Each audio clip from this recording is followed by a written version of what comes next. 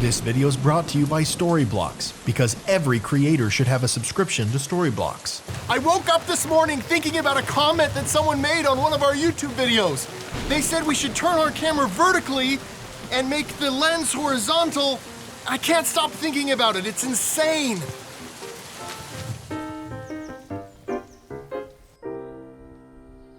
Okay, this is what we have going on here. An Ursa 12K turned horizontally. An Atlas anamorphic lens, which just happens to be upside down, and a Letus 1.33x anamorphic lens adapter, creating an image that you've never seen before. What would you say if I told you that these two images were from the same camera, same position, same lens, same focal length, except for one difference? Why do they look so different? I will show you. Okay guys, look at this footage. What do you think of this? It's got that cinematic look, right? It looks cinematic, but then the ratio doesn't fit. It actually feels like a large format camera. It feels like an extra large sensor because that bokeh just looks so unique. What do you think of the camera I used to film this with? The camera looks like Frankenstein's monster. I can promise you, you've never seen footage quite like this before. And the reason why I made this camera is actually kind of complicated.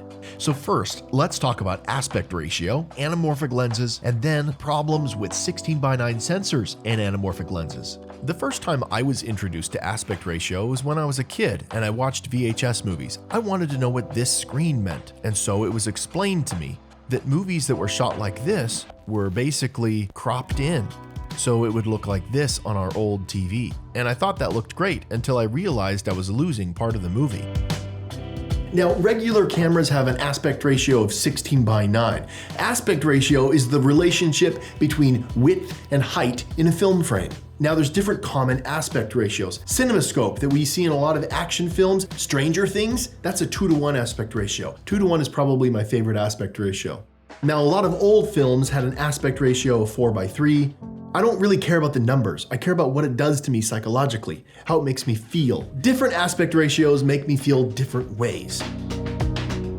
Most people don't realize this, but the 16:9 aspect ratio is what I refer to as a bastardized aspect ratio. Look at the cute little bastard! It's a compromise between full screen and widescreen.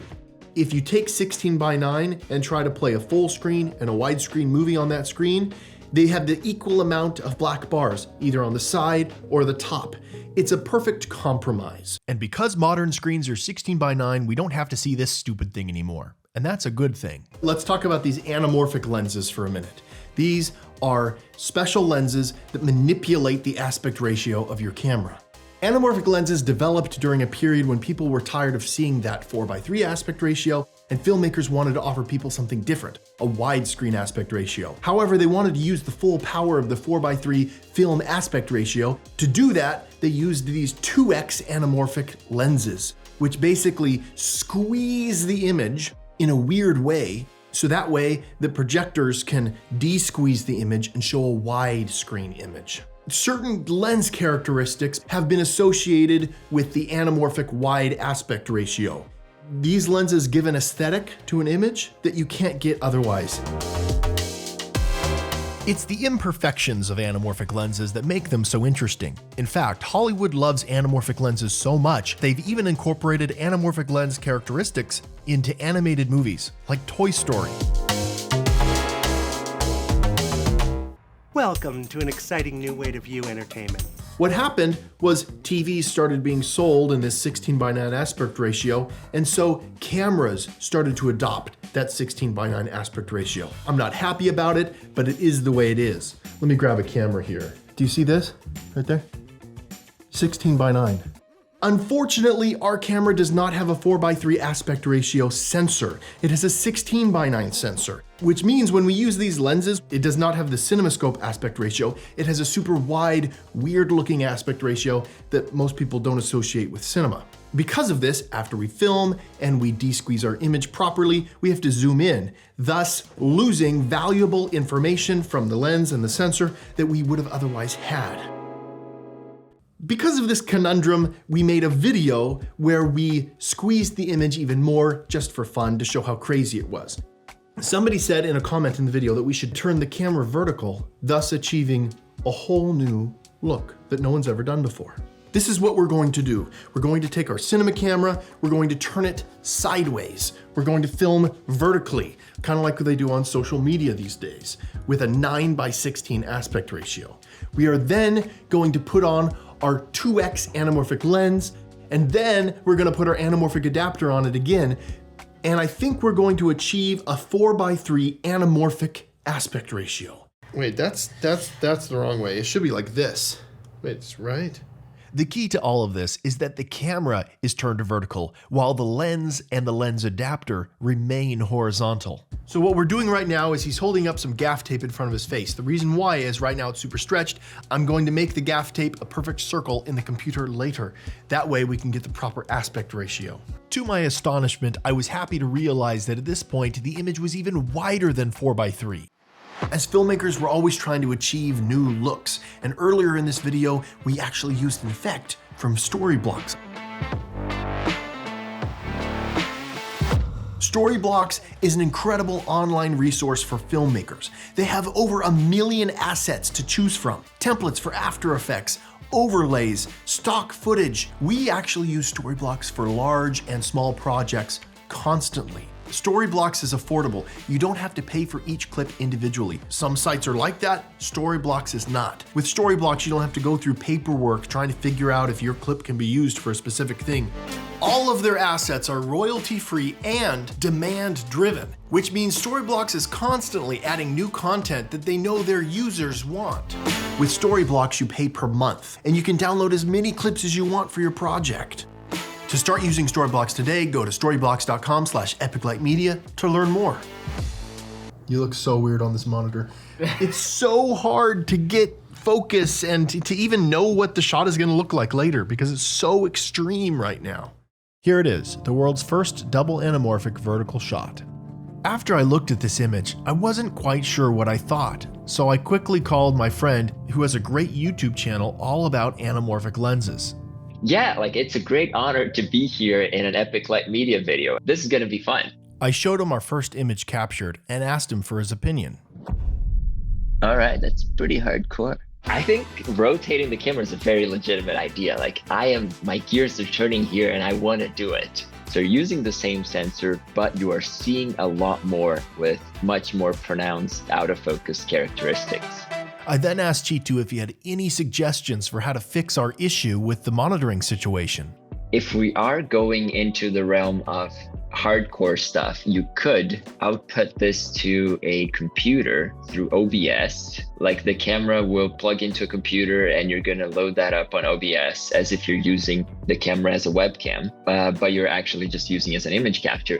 And OBS will allow you to stretch the image however you want. It was the perfect solution, so we listened to what Chitu said, but we took it one step further by making the whole system wireless. The 12K is outputting a video signal that's coming into this Cosmos C1, and it's going right into OBS.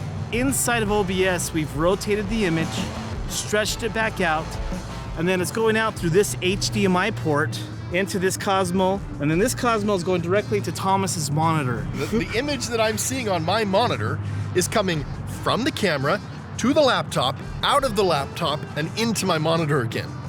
It's brilliant. Looking at this footage, the first thing I'm noticing is very pronounced anamorphic characteristics. The out of focus parts of the image have an extreme vertical stretch. There's definitely something different happening with the focal length. This was filmed on a 100mm lens, but this is appearing closer to a 50mm lens to me. Some of these shots were very difficult to focus because of the additional anamorphic adapter in front of the anamorphic lens. Also, the colors from our Blackmagic Design Ursa 12K appear vibrant and pretty true to life. Unfortunately, because of the anamorphic lens adapter we placed in front of our anamorphic lens, there's quite a bit of chromatic aberration. But overall, I'm very happy with this footage, and I think it looks fantastic.